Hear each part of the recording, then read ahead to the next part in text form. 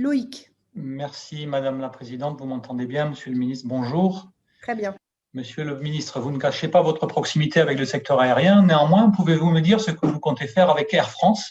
7 milliards d'aides Covid lui ont été versées quand on n'a que 50 millions d'euros par an pour le plan vélo, moins d'1 € par habitant, alors que l'ADEME estime qu'il faudrait 30 € par an et par habitant d'investissement, soit près de 2 milliards d'euros par an. Si vous cherchez l'argent pour ces mesures, on apprend que la filiale d'Air France, Hop, a fraudé le chômage partiel et que Transavia, autre filiale Air France, et la maison mère pourraient être concernées par les mêmes pratiques. Les questions sont simples. Quand allez-vous demander la restitution des sommes perçues frauduleusement? Quand allez-vous saisir l'autorité judiciaire pour que ces pratiques de détournement avéré d'argent public soient sanctionnées? Avec les sommes ainsi récupérées, on pourrait ainsi parler sérieusement de report modal, avec notamment la prime à la conversion qui ne marche que pour changer une voiture pour une autre voiture. La fiscalité n'est donc pas incitative, on ne peut pas passer de la voiture à un vélo cargo, à un vélo électrique. Allez-vous proposer dans le projet de loi climat ce dispositif de prime à la conversion pour passer d'une voiture à un vélo, par exemple?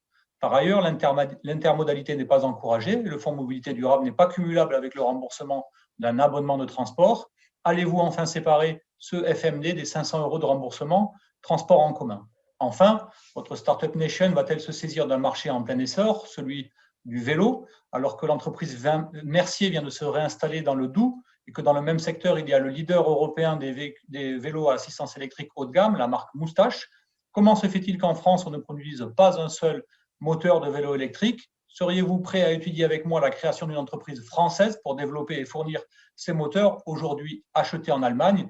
J'ai non loin de chez moi 800 salariés qualifiés licenciés par Ford il y a quelques mois, dont bon nombre seraient ravis d'y travailler, et un site industriel qui pourrait être rapidement réinvesti par l'État. Je vous remercie. Au moins sur ce sujet de l'accompagnement au développement du vélo, les faits parlent pour eux-mêmes et je serais tout à fait disposé à venir chez vous pour soutenir des activités ou relancer des activités industrielles autour du vélo, là-dessus sur le régulateur, et possiblement réimplanter de l'activité industrielle en reconvertissant des emplois. Vous avez là mon engagement sur le sujet.